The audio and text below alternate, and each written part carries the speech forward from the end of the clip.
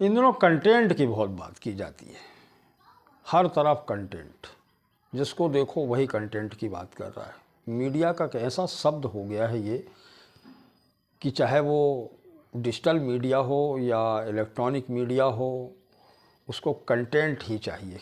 मतलब content writer एक ऐसा शब्द हो गया है कि दूर दूर तक आपको सिर्फ कंटेंट राइटर की डिमांड दिखाई दे रही है।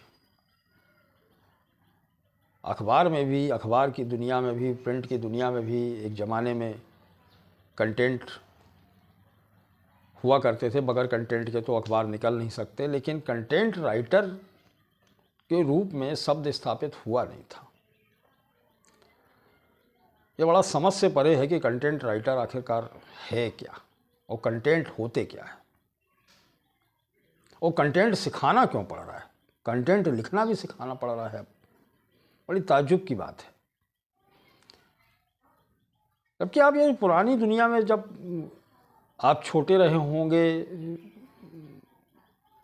या फिर हम लोग भी यदि देखें तो हम लोग अपने बचपन के ज़माने में, मतलब यदि आप कहें कि 8वीं क्रॉस करने के बाद में जब 8वीं कक्षा पास हो गए और 10वीं 11वीं तक आए, तब तो ये कंटेंट जो आज कहला रहा है, ये कंटेंट तो हम लोग सीख जाते थे। कंटेंट सिखाना नहीं पड़ता था,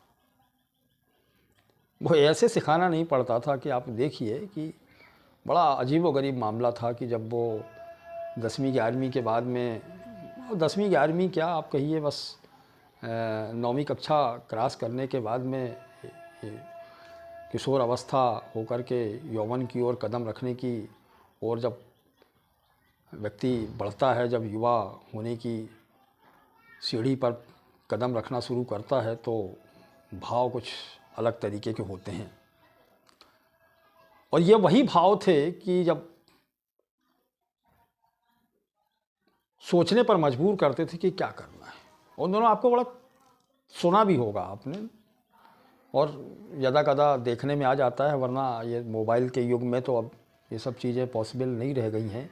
लेकिन उन दिनों अधिकतर बच्चे जो स्कूलों में ही या 11वीं 12वीं जो पास हो जाते थे, वो कॉलेजों में आने तक अक्सर लोग कवि हो जाते थे। विचार बड़े रोमानी टाइप के हो जाते थे, रोमांस थोड़ा सा कूट कूट के भर जाता था। लेकिन उसके नीचे कक्षाओं में आप चले जाओ तो इंटरमीडिएट तक तो बच्चा कहीं ना कहीं ऐसे अघोषित प्रेम में पड़ ही जाता था कि वो सोचने पे बाध्य हो जाता था।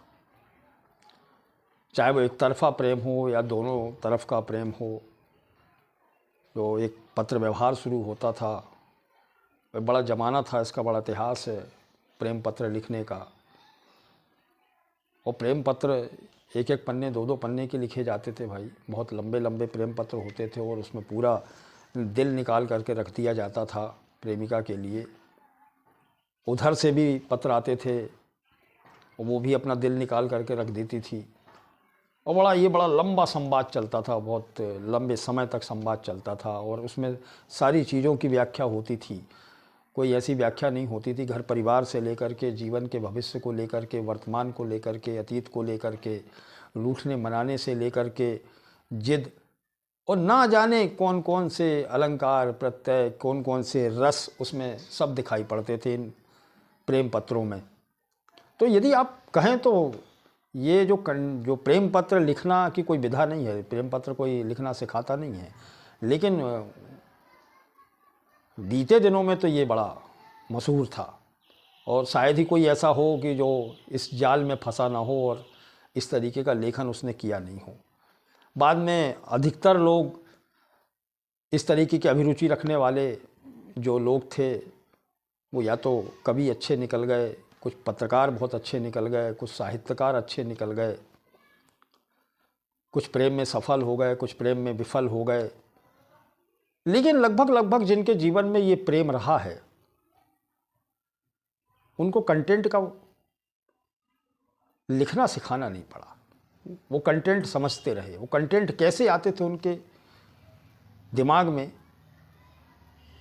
इसका कोई मापदंड तय नहीं कर सकते या इसको बता नहीं सकते कि दिमाग में किस तरीके से किस भाव के रूप में आते होंगे, लेकिन उम्र का तकाजा था कि ये जो लेखन शैली थी प्रेम पत्र लिखने की, इसने पुराने पत्रकारों को और पुराने लोगों को कंटेंट लिखना सिखा दिया। लेकिन आज दुर्भाग्य ये है कि बच्चे ऐसी आपाधापी में लग गए और ऐसी दुनिया में चले गए कि ये जीवन तो उनको देखने को मिला नहीं। प्रेम में बेचारे फंसे तो मोबाइल हाथ में आ गया, और मोबाइल जब हाथ में आया तो उनका कोई भाव तो बना नहीं। वो व्हाट्सएप पे और फेसबुक पे अपना प्रेम का इजहार करने लगे। यहाँ कोई बहुत बड़ी बौद्धिकता की और लेखन शैली की आवश्यकता पड़ी नहीं। स्टिकर्स यहाँ आ गए तो स्टिकर्स भेज करके प्रेम का इजहार होने लगा। तो लिखने का कोई मापदंड तो यहाँ बना नहीं। इस प्लेटफॉर्म में लिखने का और अपने भावों को उड़ेलने का कागज़ों पर कोई माध्यम बना नहीं। अब उन दिनों यही माध्यम था कि कागज़ पे उड़ेल के दिल रख देते थे, और जो उड़ेल के रखा है वही तो कंटेंट था। तो सिखाना नहीं पड़ता था कि कंटेंट कहाँ से आ जाए, क्योंकि वो तो जीवन शैली थी। और आज जीवन शैली बदल गई है।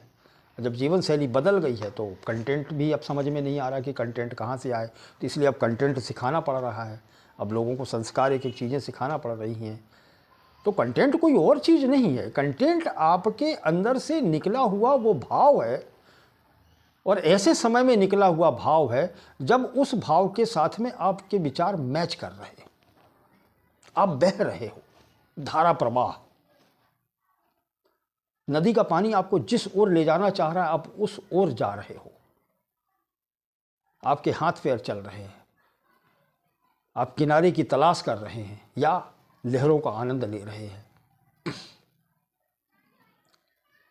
आप बिल्कुल अपने आप को बिल्कुल आपने छोड़ दिया है, पूरी तरह से स्वतंत्र।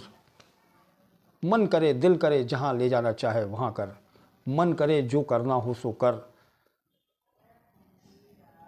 कुछ दिल की सुनो, कुछ मन की सुनो। और उन दिनों तो ऐसा भी था कि मतलब आप कहा जाए कि दिल ही हावी होता था, दिमाग तो हावी चलता ही नहीं था। दिमाग तो चलता ही नहीं था। और दिल से जहाँ बात निकलती है वो दिल की बात ही तो कंटेंट थी। दिल ही तो था जो कंटेंट हमको बताता था। दिक्कत ये हो गई कि आज दिल हमारा धड़कता ज़रूर है लेकिन कंटेंट नहीं बताता। दिमाग से कंटेंट नहीं लिखा जा सकता, दिल से कंटेंट लिखा जाता है। दिमाग तो सिर्फ गणित की भाषा को समझता है, वो अच्छा बुरा निकाल सकता है, समझ सकता है, लेकिन दिल तो स्वच्छंद होता है और दिल से निकली हुई बात दूर तक जाती है। दिमाग से तो हम यहाँ वहाँ जोड़ तोड़ कर सकते हैं, लेकिन वो भाव पैदा नहीं कर सकते जो कंटेंट की डिमांड है। और जो दिल से लिखा हुआ शब्द होगा या दिल से लिखा हुई जो स्क्रिप्ट होगी वो दूसरे दिल को जरूर छुएगी, क्योंकि दिल की धड़कन दूसरे दिल की धड़कन को पहचानता है। दिमाग दूसरे दिमाग को नहीं पढ़ सकता, लेकिन दिल पढ़ सकता है। दिल दूसरे के दिल की भाव को पढ़ लेता है। वो धड़कन को समझ जाता है कि ये दिल जो धड़क रहा है सामने वाले का, वो मेरे प्रति धड़क रहा है। या नहीं धड़क रहा है तो उसको आभास हो जाता है कि इस दिल में मेरे लिए कोई स्थान नहीं है। तो जब दिल से दिल की राह होगी तो जो भी आएगा वो कंटेंट के रूप में आएगा, अच्छा हो या बुरा हो। तो ज़रूरी ये है कि कंटेंट लिखने से पहले या कंटेंट की पाठशाला में जाने से पहले अपने दिल और दिमाग को संतुलित करें, एक बैलेंस में लाएं और दिल से कहें कि तू थोड़ा सोच। क्योंकि आज बेहद ज़रूरी हो चुका है कि लोगों को दिल से जोड़ो, तोड़ना नहीं है। पहले दिल से दिल को जोड़ा जाता था और आज हम दिल से दिमाग को जोड़ने की चेष्टा कर रहे हैं। इसीलिए ज़रूरत पड़ने लगी है कि कंटेंट राइटर की ज़रूरत पड़ने लगी है। जबकि बेसिक फंडा यही है कि आपको कंटेंट जो है दिल से आ सकता है। तो पहले दिल को जिंदा करो, उसको सोचने पे मजबूर करो और उससे कहो कि सोचे जितना सोच सकता है, स्वतंत्रता से सोचे, मुक्त है वो, पूरी तरह से मुक्त है। क्योंकि दिल है आपके पास में, तो उसको सोचने का मौका भी दीजिए ना, उस पर दिमाग हावी करने की चेष्टा मत कीजिए। क्योंकि वो जब भी सोचेगा अच्छा ही सोचेगा, बुरा बहुत कम सोचता है दिल, दिमाग सोचता है बुरा, दिल कभी बुरा नहीं सोचता। तो यहां कंटेंट आपको लिखने में कोई दिक्कत नहीं होगी। खबरों का ही एक पार्ट है कंटेंट, जीस्ट है कंटेंट। उस स्वरूप में लीजिए, आपके कंटेंट जो है एक समाचार का एक इंट्रो पार्ट है। पहला उपन्यास का प्रथम अध्याय या भूमिका,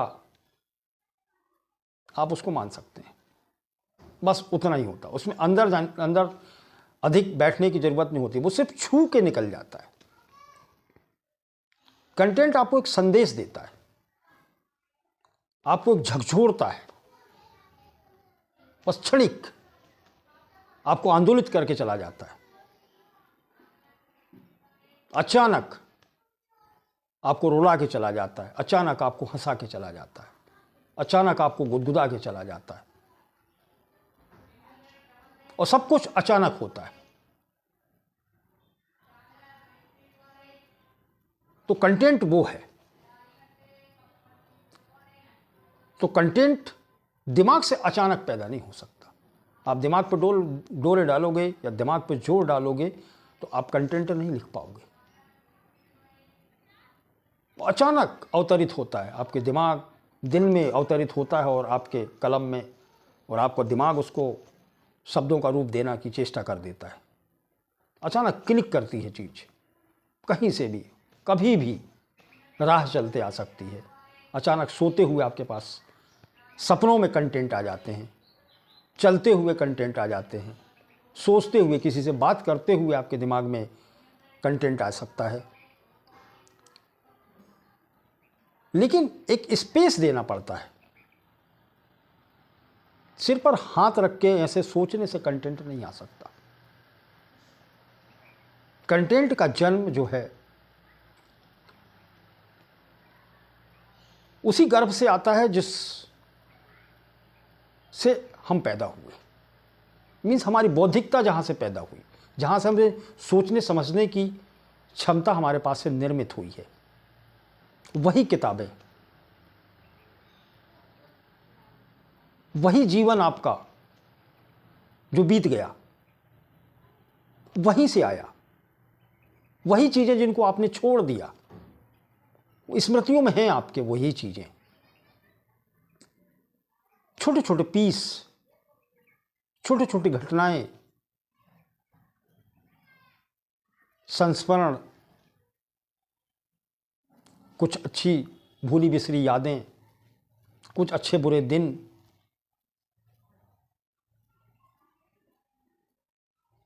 आम तौर से चीज़ें हमें वहीं से मिलती हैं। कंटेंट वहीं से मिल सकता है ना।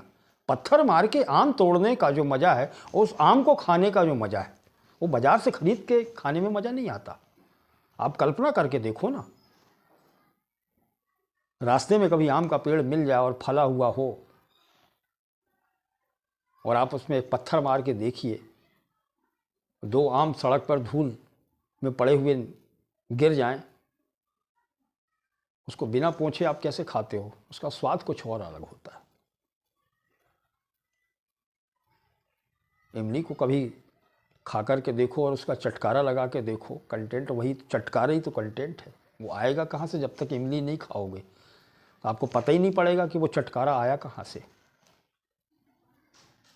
कबीट को खाने के बाद भी तो उसका कसेलापन पता लगेगा, जब गले में थोड़ा फंसेगा जब भी तो उसका आनंद आएगा, जब भी तो आप कबीट को लेकर के आ पाओगे। नींबू की खटास नमक लगाकर जीभ पर रखने से ही तो आती है, लेकिन नींबू को देख करके तो नहीं आएगी। तो ये जो स्वाद हैं कंटेंट के, ये आपके जीवन में बिखरे पड़े हैं हर तरफ, लेकिन ये छोटी छोटी स्मृतियां जो हैं आपकी,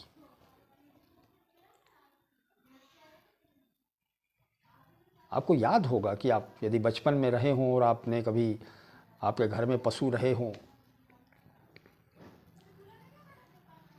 कैसे उनको शाम के समय घंटी बजते हुए गाय कैसी अपने खूंटे पे आती थी और कैसे उनका सानी भूसा किया जाता था।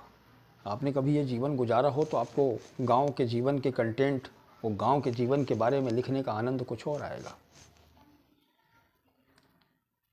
और दोपहरी कैसे गांव में नीम के तले गुजारी जाती है, क्या आनंद होता है गर्मी के दिनों में आम के बगीचे में सौंधी सौंधी खुशबू का आनंद।